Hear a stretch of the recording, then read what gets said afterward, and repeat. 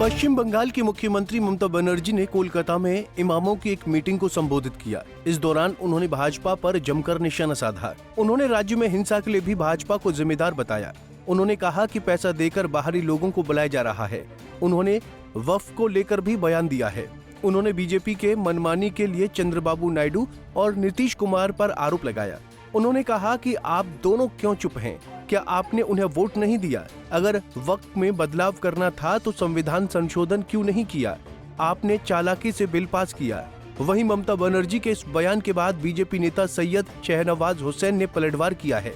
उन्होंने कहा कि नीतीश जी को ममता बनर्जी के सर्टिफिकेट की जरूरत नहीं। नीतीश जी ने अल्पसंख्यकों के लिए बहुत काम किया है। नीतीश कुमार जी को ममता बनर्जी के सर्टिफिकेट की जरूरत नहीं। जिस तरह वो ममता बनर्जी नीतीश कुमार जी पे हमला कर रही हैं, तो यहाँ नीतीश कुमार जी ने माइनॉरिटीज के लिए काम किया है और वक्फ अमेंडमेंट एक्ट पर वो सही रास्ते पर है, जबकि ममता जी पूरी तरह मुस्लिम समाज के लोगों को भड़का रही हैं, गुमराह कर रही हैं। वक्फ अमेंडमेंट एक्ट जो आया है ये गरीब मुसलमानों का भला करने के लिए आया है। वक्फ की जायदाद पर जो लूट की छूट है उसको रोकने के लिए आया है और हम लोग इस मुद्दे पर बैठक कर रहे हैं। समाज के बीच में जाएंगे, जनता के बीच में जाएंगे और उनको बताएंगे कि ये जो वक्फ अमेंडमेंट एक्ट है ये गरीब मुसलमानों के हित में है, उसके विरोध में नहीं है।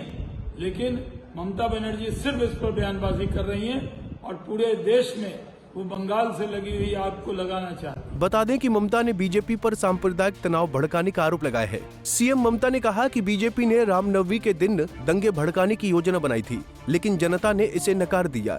हर समाज में कुछ गद्दार होते हैं जो पैसे लेकर अपनी ही जड़ें काटते हैं। अगर आपको विरोध करना है तो इंडोर स्टेडियम में करें, बाहर नहीं, क्योंकि वहां बीजेपी वाले हिंदू मुस्लिम तनाव भड़काएंगे।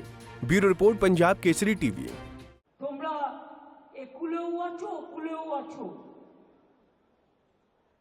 नीतीश कुमार जी को ममता बनर्जी के सर्टिफिकेट की जरूरत नहीं। जिस तरह वो ममता बनर्जी नीतीश कुमार जी पे हमला कर रही हैं, तो यहाँ नीतीश कुमार जी ने माइनॉरिटीज के लिए काम किया है और वक्फ अमेंडमेंट एक्ट पर वो सही रास्ते पर है, जबकि ममता जी पूरी तरह मुस्लिम समाज के लोगों को भड़का रही हैं, गुमराह कर रही हैं। वक्फ अमेंडमेंट एक्ट जो आया है ये गरीब मुसलमानों का भला करने के लिए आया है। वक्फ की जायदाद पर जो लूट की छूट है उसको रोकने के लिए आया है और हम लोग इस मुद्दे पर बैठक कर रहे हैं। समाज के बीच में जाएंगे, जनता के बीच में जाएंगे और उनको बताएंगे कि ये जो वक्फ अमेंडमेंट एक्ट है ये गरीब मुसलमानों के हित में है, उसके विरोध में नहीं है। लेकिन ममता बनर्जी सिर्फ इस पर बयानबाजी कर रही हैं और पूरे देश में वो बंगाल से लगी हुई आग को लगाना चाहती है।